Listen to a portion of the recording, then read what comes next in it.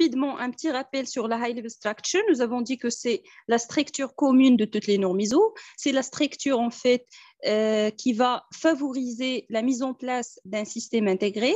Et on a dit que cette structure repose sur le nombre de 10 chapitres. Les 3 premiers, ils sont généraux, sans exigence.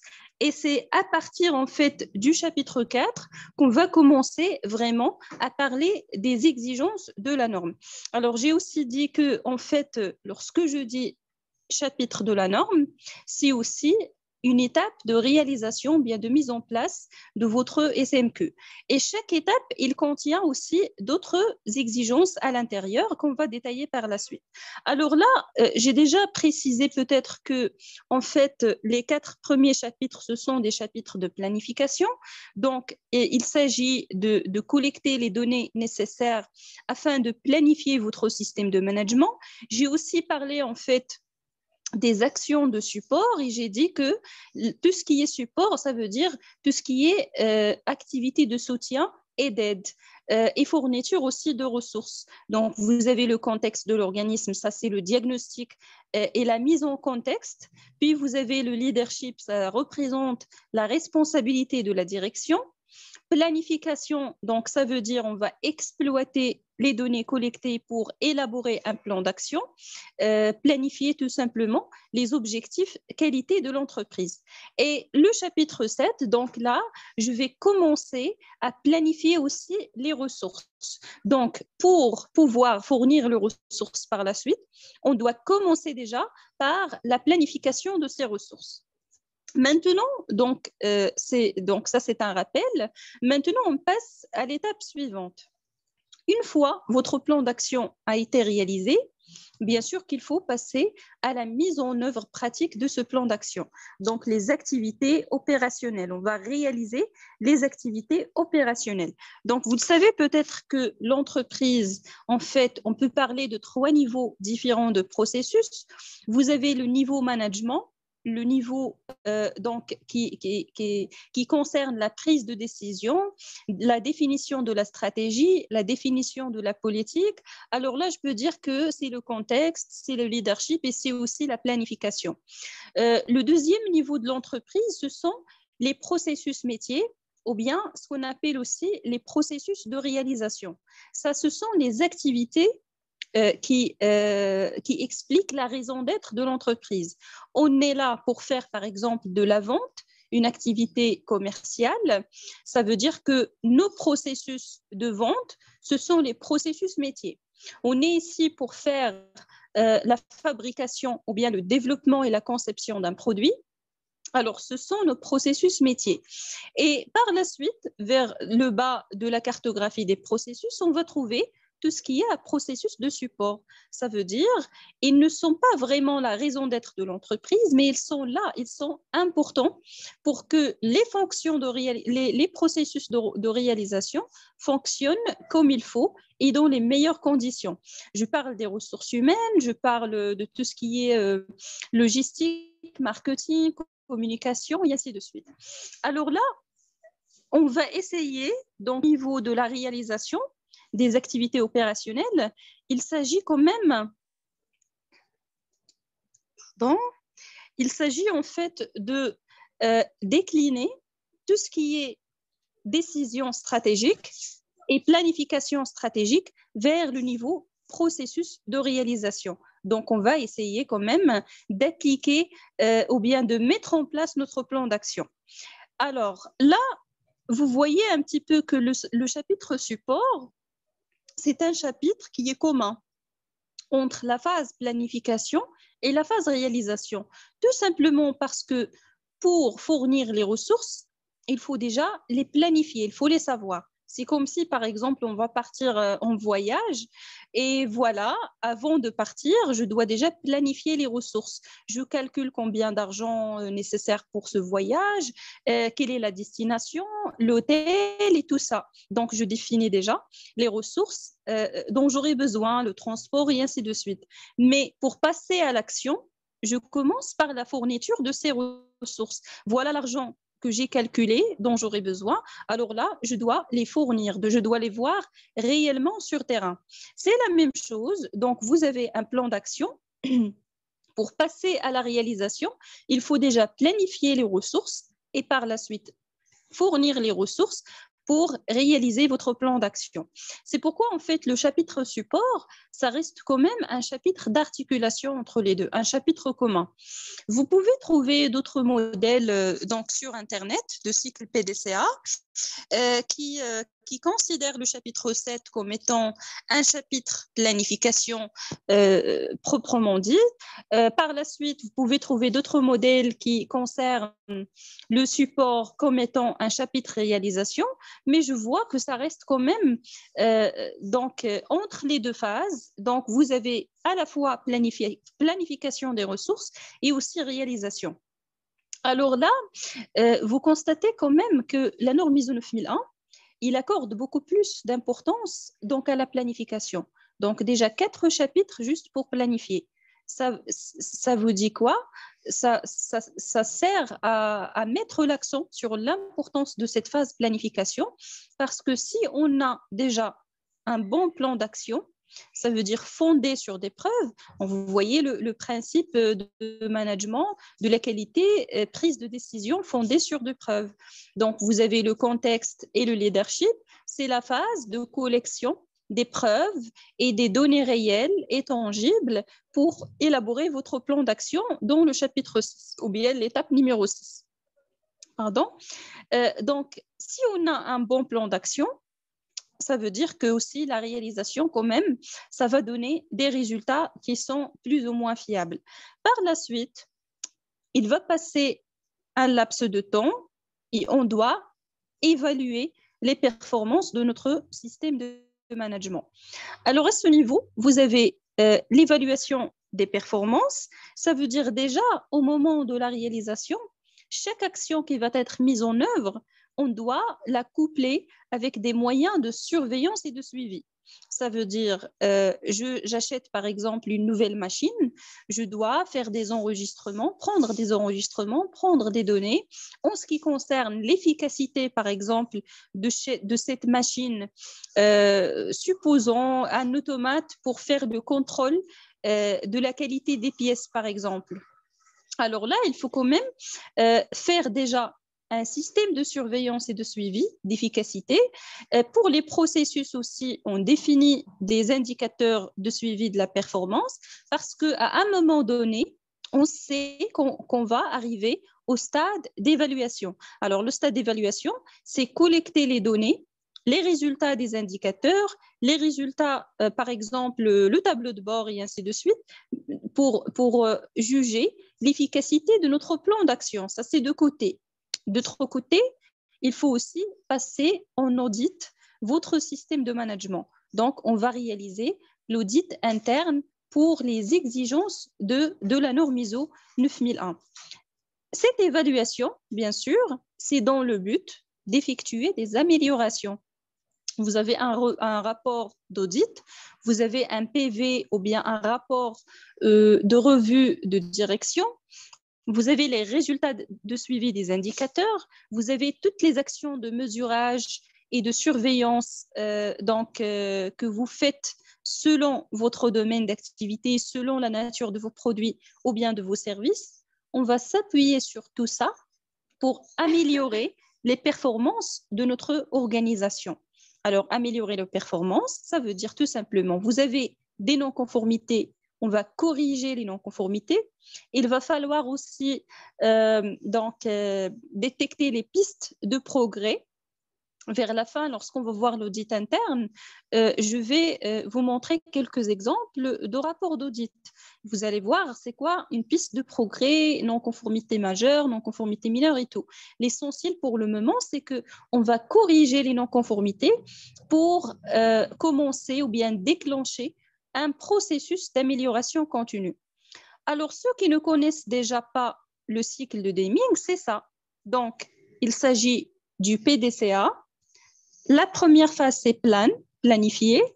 Do, check, ça veut dire évaluer. Et puis, act, ça veut dire agir ou bien réagir face aux non-conformités.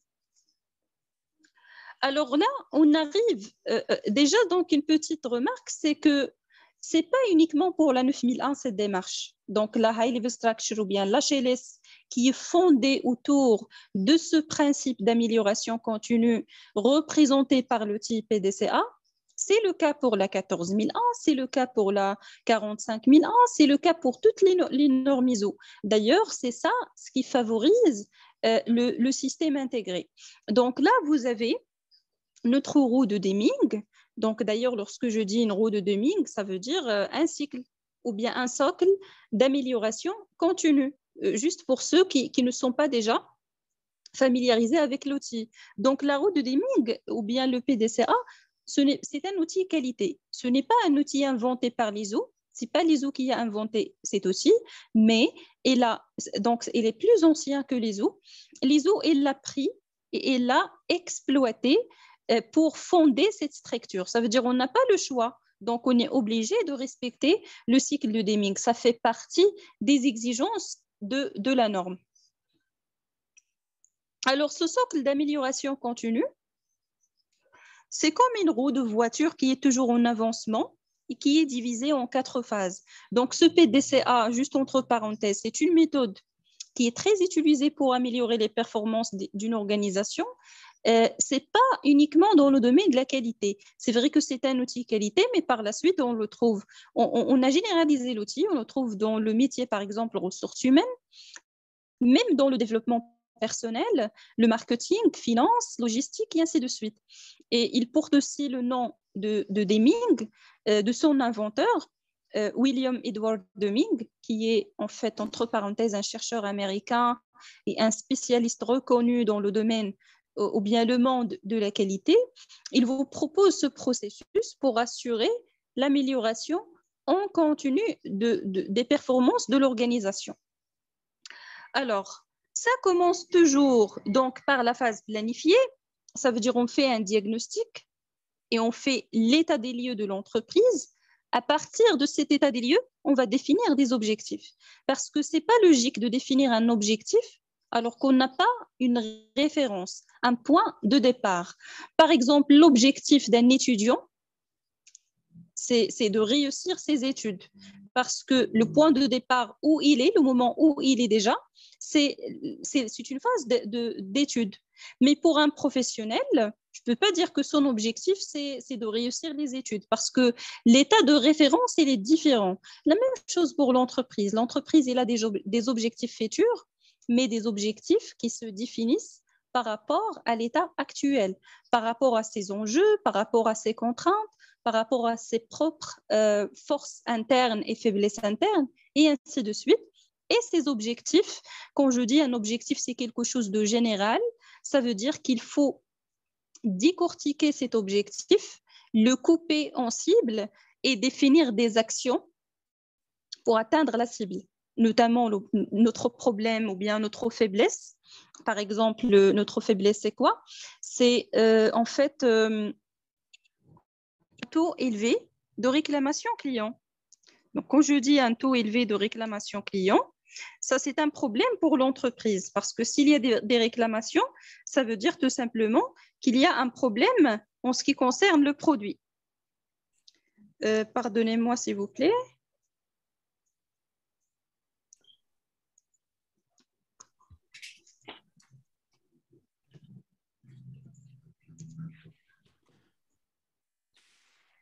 Alors, si on a des réclamations clients, ça veut dire qu'il y a un problème quand même. Donc, au niveau du produit, bien des caractéristiques, des exigences de notre produit. Je repartage l'écran.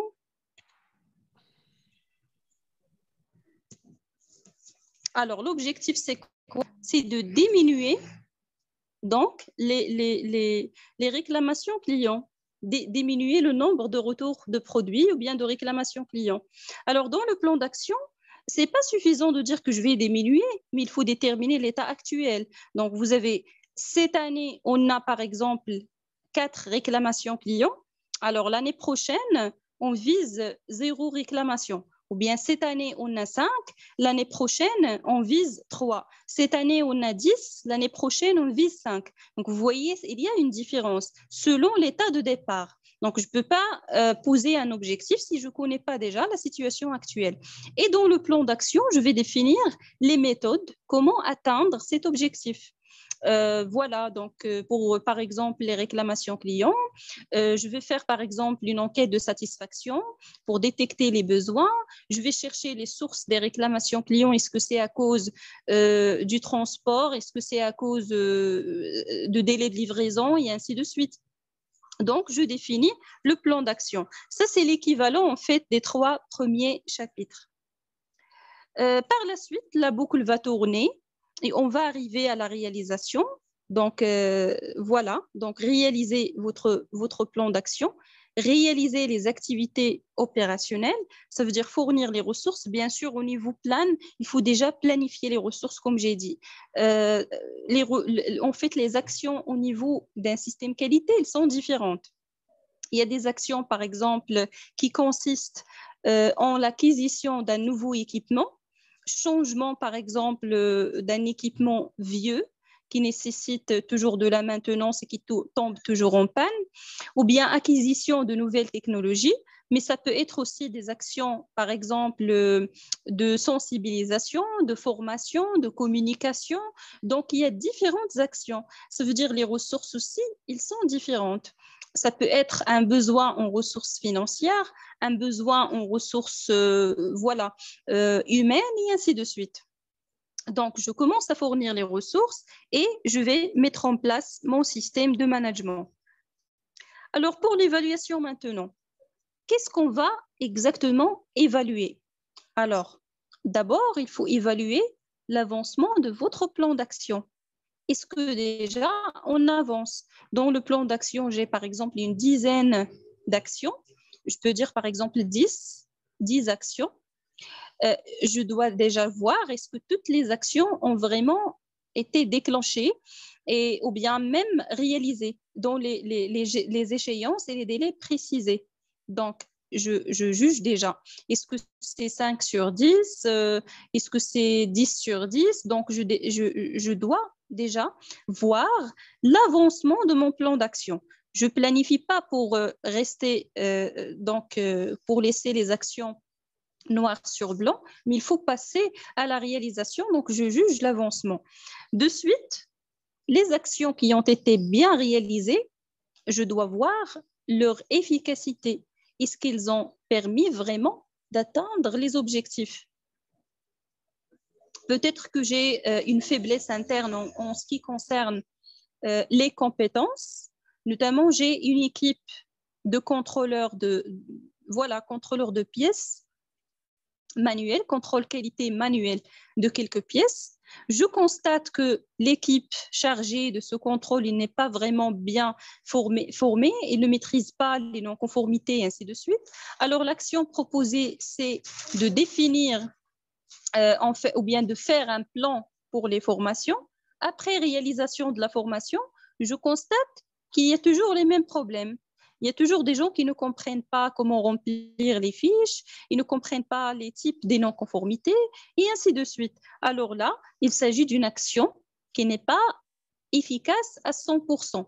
Donc, une non-conformité, c'est un non-respect d'une exigence ou bien non-atteinte d'un objectif. Alors, cette anomalie, il va être sujet de correction par la suite. Donc, je vais aussi juger.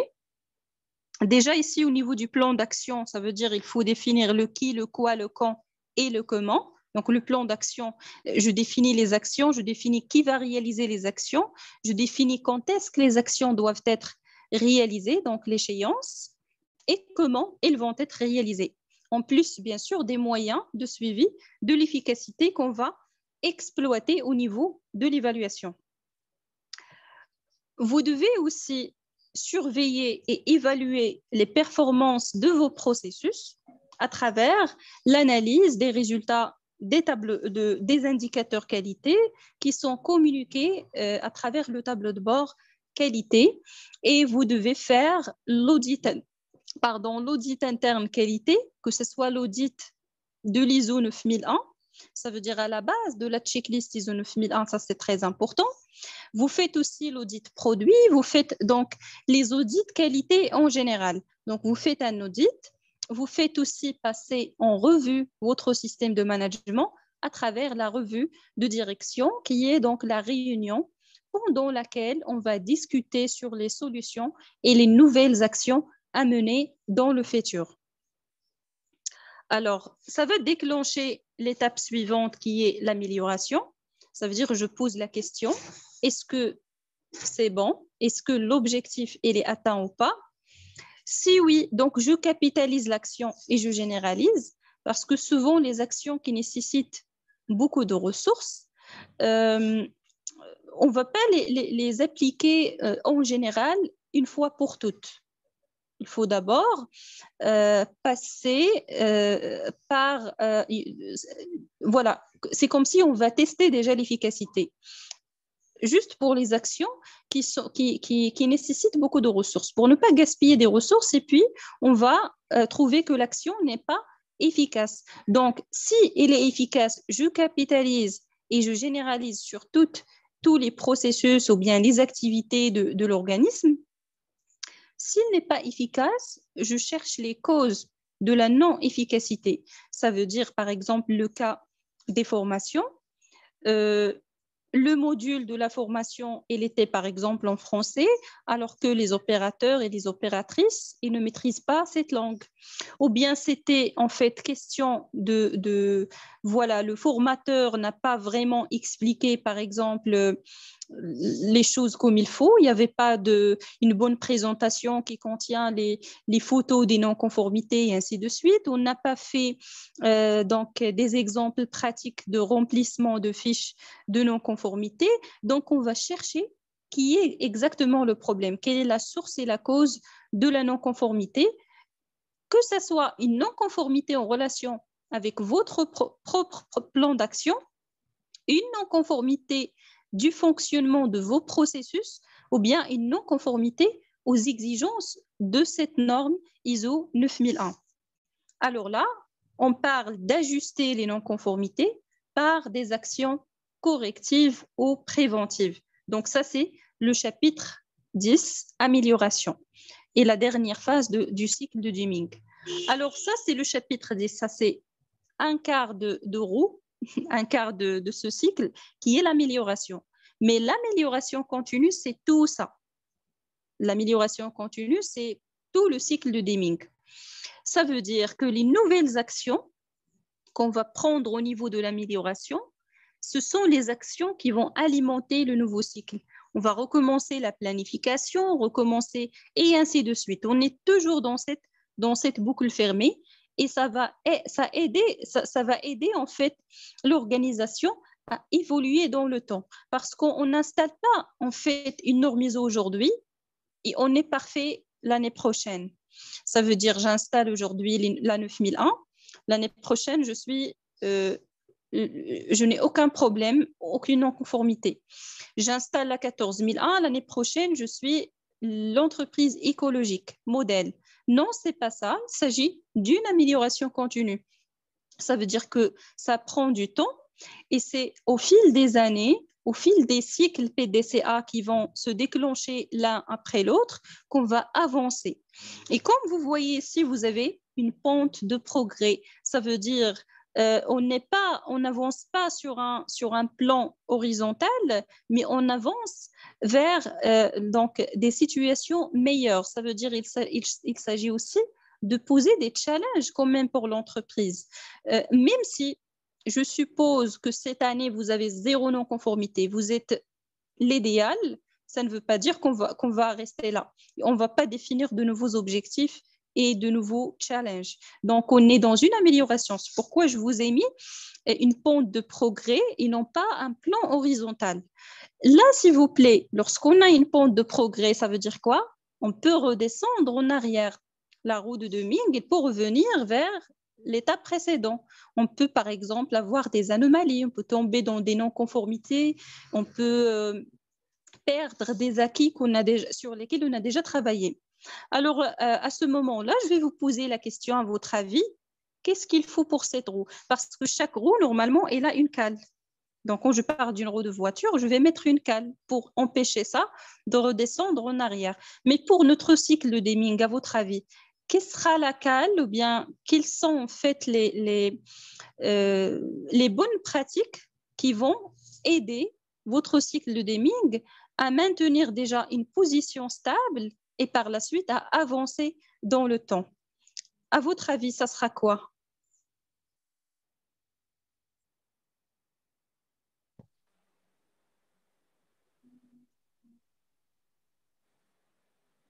Sur les bonnes pratiques. Oui, monsieur, les bonnes pratiques. Oui, exact. Les bonnes pratiques en général, voilà, les bonnes pratiques qualité. Oui,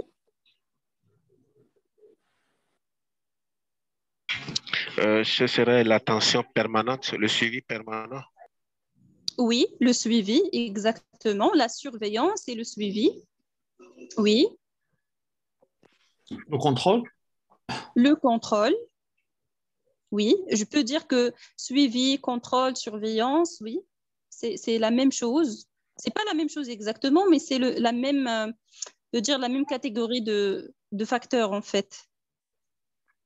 Oui,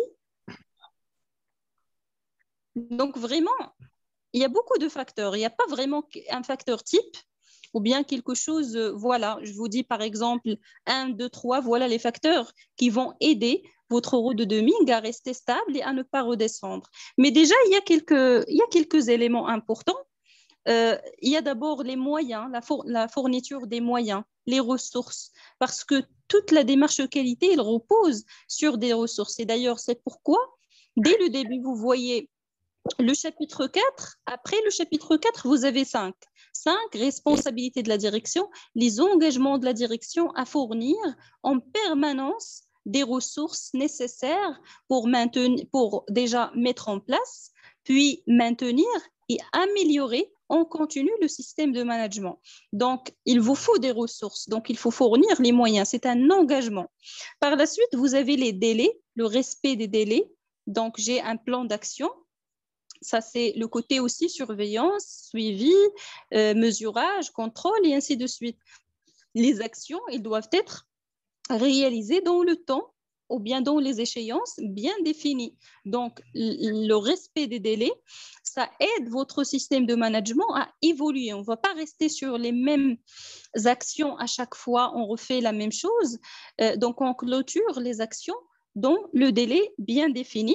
Et ça reste aussi question d'expérience. Donc, la maturité de votre système de management, donc c'est au fil du temps, c'est avec l'expérience que ça va être plus mature et plus en fait, voilà, vous-même donc comme étant responsable de qualité, avec l'expérience, avec le système de management, vous aurez plus donc de moyens qui vont vous aider à maîtriser votre cycle ou bien votre système de management. Alors là, on a vu en général la structure de la norme, comment il est structuré, quel est le principe de base. Maintenant, on va passer donc aux exigences de la norme ISO 9001. Alors là, avant de passer aux exigences, je rappelle juste la notion déjà de l'exigence et la notion des obligations de conformité. Alors à ce niveau, une exigence, donc avant de passer déjà aux exigences, c'est quoi une exigence? C'est un besoin ou une attente. L'entreprise, il n'est pas installé dans le néant, il a des relations avec le milieu extérieur, il a des parties intéressées à l'extérieur, il y a des parties prenantes et parties intéressées à l'intérieur. Donc, chacune de ces parties, il attend quelque chose de l'entreprise. Notamment, le client, il a des besoins, il a des attentes, les fournisseurs, le personnel, les collaborateurs, l'État à travers la réglementation et la norme elle-même, elle a des besoins à satisfaire et elle a des attentes. Donc, une exigence, c'est tout besoin et toute attente formulée parce qu'on ne peut pas savoir, nous, cette exigence, si elle n'est pas déjà formulée par la partie intéressée, exprimée par la partie intéressée. Et cette exigence, il peut être implicite. Il y a des exigences voilà, ça va de soi. Ça veut dire, je prends un produit il y a quelques exigences pour ce produit ou bien pour ce service que je ne suis pas obligée d'exprimer.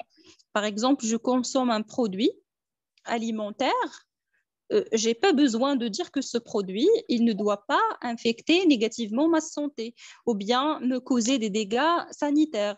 Donc, ça va de soi. Il y a des exigences qui sont connues comme ça, naturellement. Il y a des exigences écrites ou bien décrites. Ça veut dire à travers un cahier de charges, par exemple. Donc, vous avez le client, il vous définit un ensemble d'exigences ou même obligatoires. Donc, les exigences qui sont obligatoires, ce sont les obligations de conformité. Alors, les obligations de conformité, ça c'est le terme recommandé par la norme. Anciennement, on les a appelées exigences légales et autres exigences parce que l'obligation, ce n'est pas uniquement le côté législatif. Il y a la législation et la réglementation. Il y a aussi autre chose. Donc, les exigences légales auxquelles un organisme doit se conformer, ça veut dire si vous êtes dans un domaine où la qualité est réglementée, le domaine pharmaceutique, le domaine des ressources alimentaires, le domaine du transport, le domaine, voilà, donc des domaines qui engendrent la santé et la sécurité de l'être humain. Parce que l'État, pour protéger les citoyens, leur santé et leur sécurité, il va imposer des obligations réglementaires sur la qualité de vos produits ou bien de vos services. Alors là, ces exigences, ce sont des obligations de conformité, mais en plus de ça, vous avez d'autres obligations de conformité auxquelles un organisme doit se conformer. Ça veut dire notamment un code de l'industrie. Vous avez des industriels qui ont élaboré un code qu'il faut suivre. Vous avez par exemple voilà, un règlement propre à un groupe. C'est une société qui fait partie d'un groupe. Nous avons un code interne qu'il faut respecter. Ou bien des exigences pour lesquelles l'organisme a choisi de se conformer. Le cas de la norme. Encore une fois, la norme n'est pas obligatoire en elle-même, mais après l'engagement, c'est nous que nous avons choisi de se conformer à la norme. Donc, les exigences de la norme vont devenir des obligations de conformité pour nous, parce que sinon, il n'y a pas de certificat tout simplement. Alors là, on va prendre chapitre par chapitre et on va faire sortir les exigences en ce qui concerne ces chapitres. Alors, ça, c'est donc la définition des obligations de conformité. Alors, commençons par le contexte de l'organisme. Alors, la première étape maintenant, si vous souhaitez travailler, donc vous êtes responsable de qualité, on vous a confié, cette démarche ISO 9001 et vous allez commencer. Le point de départ, c'est déjà comprendre l'organisme en elle-même. C'est logique, je dois déjà analyser les données de l'entreprise et de son entourage. Ça veut dire la compréhension de l'organisme et de son contexte. Qu'est-ce qu'il vous dit la norme à ce niveau? Là déjà, l'organisme doit, ça veut dire lorsque je prends la norme ISO 9001 ou bien autre et je trouve le verbe devoir, automatiquement, il s'agit d'une exigence. Donc, qu'est-ce qu'il vous dit la norme? L'organisme doit déterminer les enjeux internes et externes.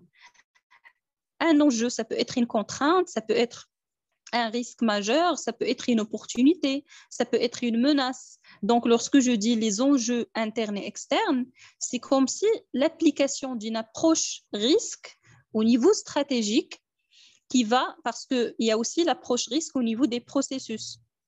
Là, on va le voir par la suite.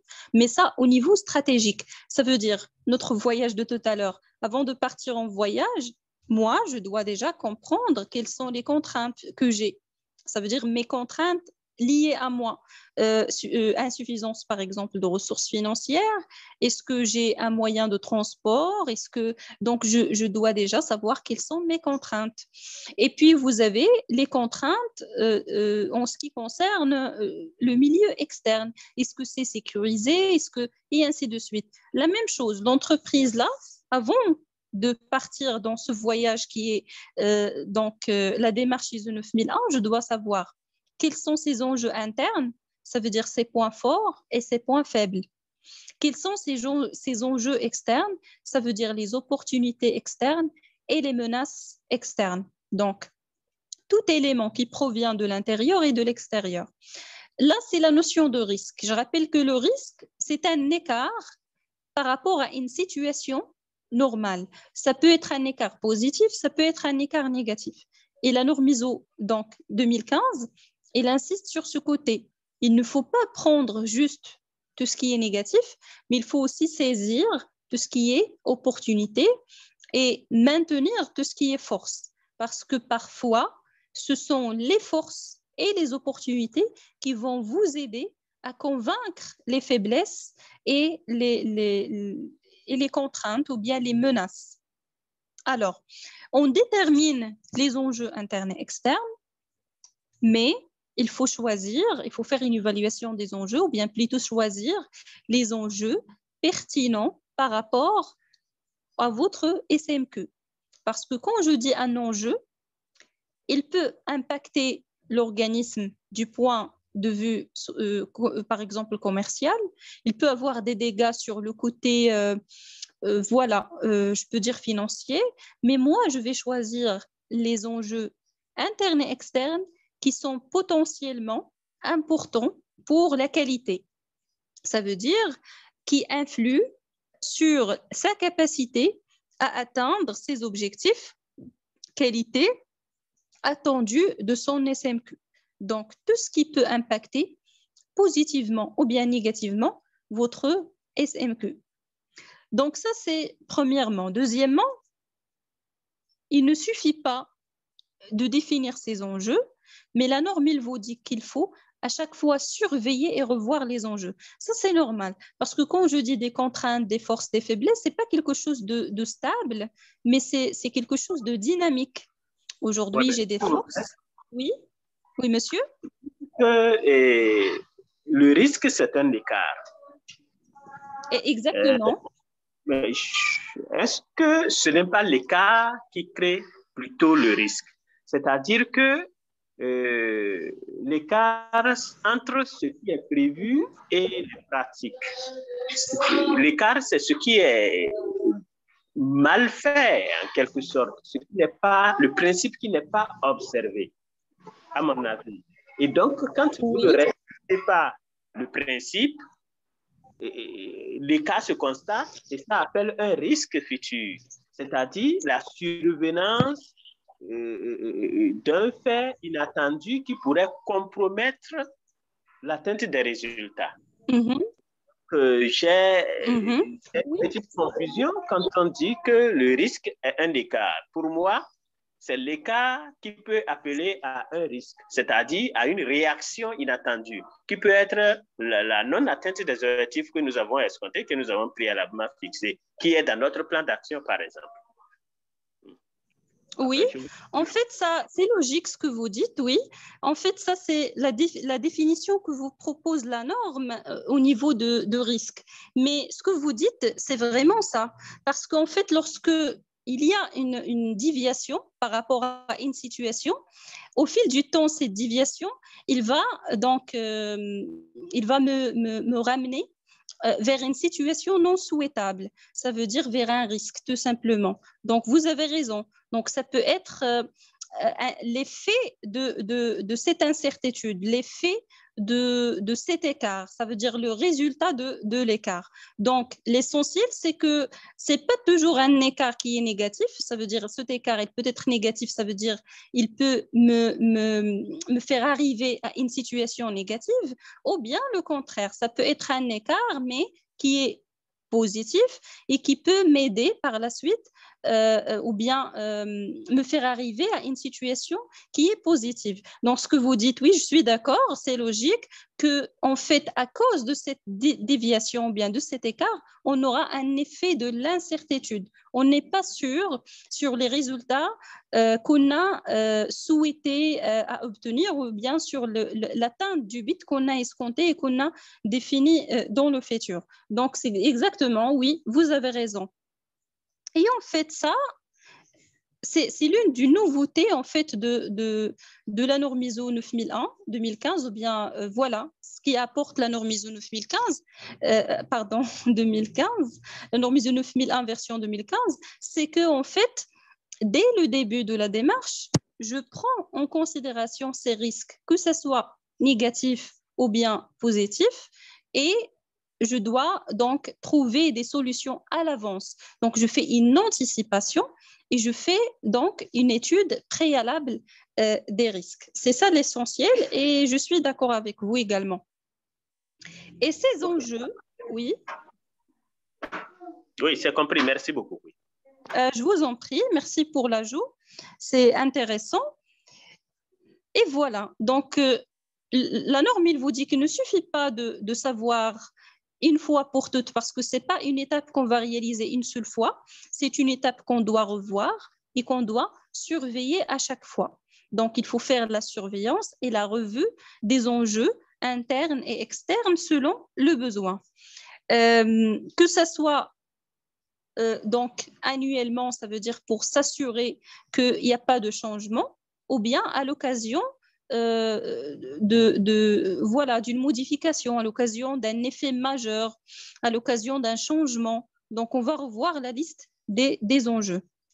Exemple d'enjeux externes, il y a les enjeux juridiques, tout ce qui est réglementation, technologique. D'ailleurs, l'exemple type de tout ce qui est enjeu technologique, c'est le côté, donc c'est un exemple qui est très connu, des deux sociétés, ou bien grandes entreprises en fait, Samsung et Nokia. Donc vous avez Nokia, il n'a pas pris en considération cet enjeu technologique parce qu'il y avait vraiment à l'extérieur une évolution technologique et une concurrence acharnée, alors que l'entreprise, il n'a pas donc il n'a pas réussi à suivre en fait cette évolution technologique, n'a pas pris en considération l'enjeu, et puis à un certain moment, il a été écrasé par Samsung. Donc il y avait l'enjeu technologique et concurrentiel aussi dans cet exemple. Ça peut être un enjeu culturel aussi, selon les produits que vous proposez ou bien les services que vous proposez. Ça peut être un enjeu commercial et ainsi de suite. Les enjeux internes, ça a une relation avec vos valeurs, la valeur de l'entreprise, bien sûr, la culture de l'entreprise, le niveau de connaissances et de compétences, les performances de l'organisme et ainsi de suite. Alors là, c'est ce qui exige la norme. Vers la fin, pour synthétiser les exigences, on va prendre le cas d'une checklist audit et on va voir que ce sont les points déjà à ce niveau que cherche l'auditeur externe. Est-ce que vous avez fait l'analyse des enjeux? Est-ce que vous avez choisi les enjeux qui sont pertinents? Et est-ce que vous avez un moyen de surveillance et de suivi de ces enjeux et de revoir aussi ces enjeux? Alors, pour les outils utilisés, la norme, il ne vous oblige aucun, il ne vous propose aucun outil.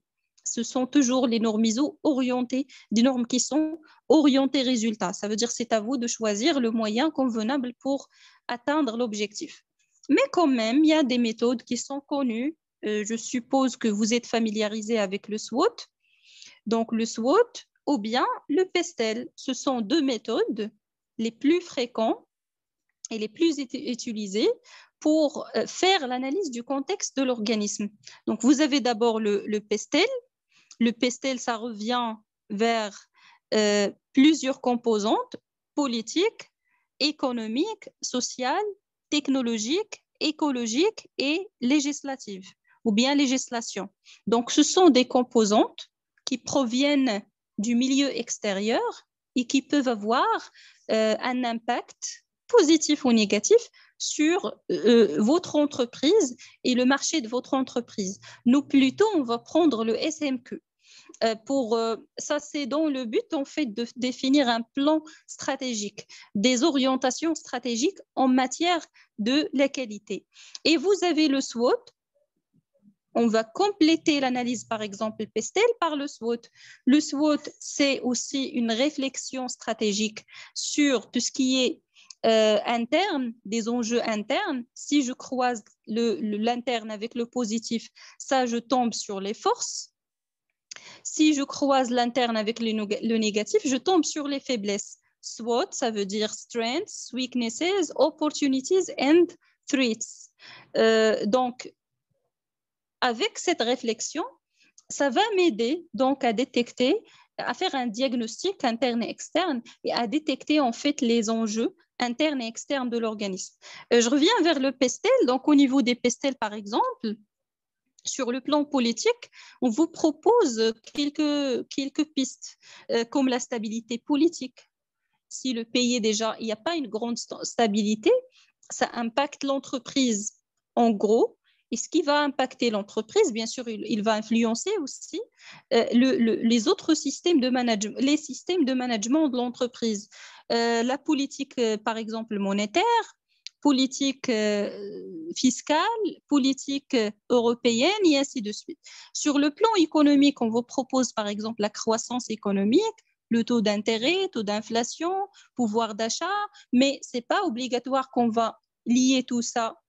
Ça veut dire qu'on va trouver des enjeux certainement de cette nature. L'essentiel, c'est d'adapter l'outil PESTEL à la situation actuelle de l'entreprise. Vous avez au niveau social tout ce qui est éducation, par exemple, sensibilisation, mode et tendance. Si vous êtes vraiment dans un domaine qui va être influencé par le changement de mode et de tendance, style de vie, santé, technologie, on parle de tout ce qui est recherche et développement, les découvertes, aide à l'innovation, transfert des technologies. Au niveau écologique, vous avez tout ce qui est climat, donc les enjeux externes qui peuvent provenir de la nature elle-même. Et vous avez aussi la législation, tout ce qui est donc droit au travail, tout ce qui est législation qualité, quoi. Donc là, ces éléments que j'ai mentionnés, ils peuvent être négatifs ou bien positifs. Ça dépend de la réalité de votre entreprise. Alors là, cette réflexion, s'il vous plaît, sur le contexte de l'organisation, vous voyez que ça se fait au niveau stratégique. Ça veut dire que ce n'est pas certainement le responsable qualité qui va réaliser l'étape.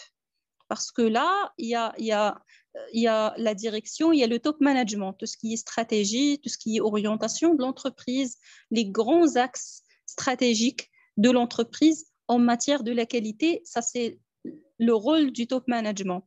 Vous pouvez faire partie ou bien collaborer à l'évaluation, bien plutôt à la rédaction de cette étape, mais ce qui est sûr, c'est que c'est votre responsabilité que cette exigence, avec les exigences qu'on a vues en ce qui concerne la pertinence, en ce qui concerne la surveillance, la revue, c'est votre responsabilité qu'elle soit satisfaite. Ça veut dire le moment de l'audit, s'il y a des anomalies à ce niveau, ça c'est la responsabilité du responsable de qualité, parce que c'est lui qui prend en charge l'ISO 9001. Ça veut dire durant toute la démarche ISO 9001, ce n'est pas nécessairement que le responsable qualité, c'est lui qui va tout faire, mais c'est sa responsabilité de tout surveiller et de s'assurer que chaque exigence de la norme a été bien faite par le responsable ou bien par celui qui va prendre en charge l'exécution. Alors, à ce niveau-là, vous faites donc cette réflexion stratégique. Parce que sinon, déjà, ce point-là, la question de la stratégie, il va décliner la question de l'analyse de contexte, il va décliner de cette analyse de contexte tout le reste des étapes. Ce sont des étapes qui sont liées. Ça veut dire on va fonder donc notre plan d'action, donc une partie du plan d'action sur la réflexion sur les enjeux. N'oubliez pas que le chapitre 4, ça fait partie de la planification.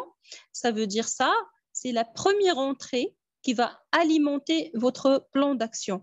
Si j'ai des faiblesses, alors je dois décliner un plan d'action pour renforcer ces faiblesses.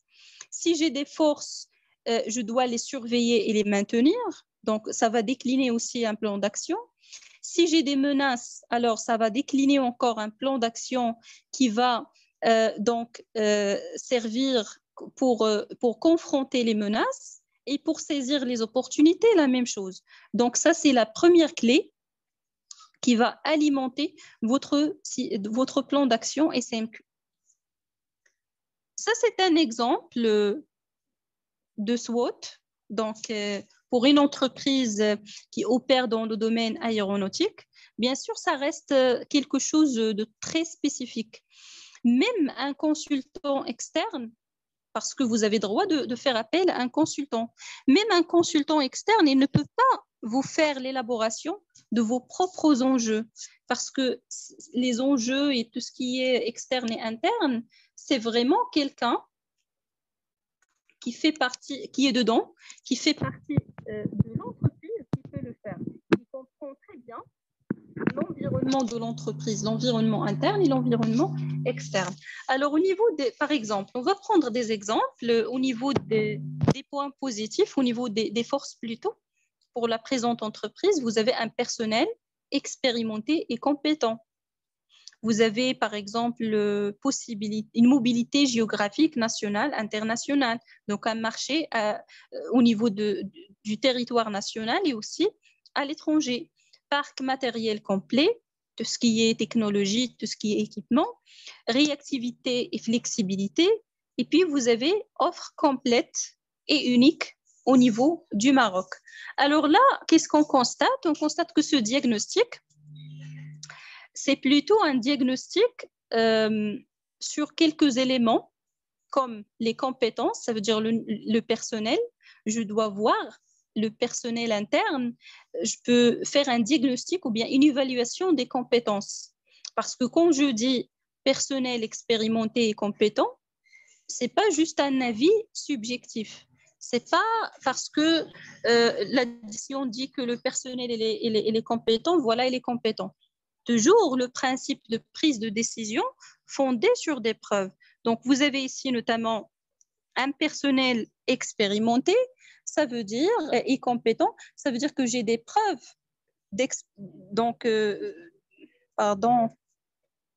j'ai des preuves en fait d'expérience, j'ai des preuves des compétences. Et si je ne sais pas quel est le niveau de compétence, je fais une évaluation de compétences à travers des fiches et des checklists. Ça, c'est le premier élément, c'est le personnel. Le deuxième élément qu'il faut diagnostiquer, c'est tout ce qui est équipement, tout ce qui est machine, ressources matérielles, voilà, donc tout ce qui est matériel, etc. Et puis, l'état de votre produit au niveau du marché. Est-ce que votre produit déjà est là, sa place dans le marché? Et ça veut dire que vous devez avoir aussi des faits tangibles, que ce soit des retours positifs clients, que ce soit une étude de marché. Donc, vous avez l'essentiel que vous avez des preuves derrière chaque point fort et aussi derrière les faiblesses et ainsi de suite. Pour les faiblesses, notamment pour la présente entreprise, organisation technique insuffisante, absence de certification, moyen d'âge qui est élevé, donc vous avez un personnel compétent, oui, expérimenté, oui, mais la moyenne d'âge, il est élevé. Donc, il y a risque d'absentéisme, il y a risque de maladie, départ en retraite. Donc, voilà. Donc, vous avez quand même des éléments qui font l'alerte. Si ces employés partent en retraite, ça veut dire qu'on va perdre des compétences. Donc, par exemple, dans le plan d'action, on va proposer d'intégrer des stagiaires, d'intégrer, par exemple, des jeunes diplômés pour faire cette passation d'expérience et cette passation de savoir-faire. Vous avez aussi, donc, maîtrise de la langue anglaise. Par exemple, ici, c'est une entreprise, en fait, qui travaille à l'international. Donc, ils ont besoin d'un personnel qui maîtrise la langue. Et d'ailleurs, c'était le cas dans une entreprise automobile ici au Maroc. J'étais là et il y avait en fait des relations avec le marché anglais. C'était une entreprise italienne, mais le langage qu'on utilise, c'était l'anglais. Donc, s'il y a déjà J'ai trouvé là qu'il y a en fait des personnes qui ne maîtrisent pas la langue en communication et tout, et que la documentation, toute la documentation qui provient donc de la société mère, elle est déjà rédigée en anglais. Alors, on a fait des formations en anglais en interne pour développer la compétence du personnel. Et puis, vous avez la même chose, les menaces.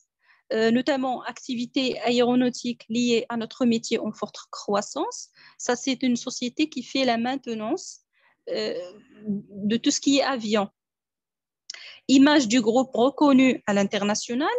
Donc là, c'est une opportunité puisque donc l'activité aéronautique il est en croissance. Ça veut dire qu'il y a de nouveaux marchés, l'opportunité d'accéder à de nouveaux marchés.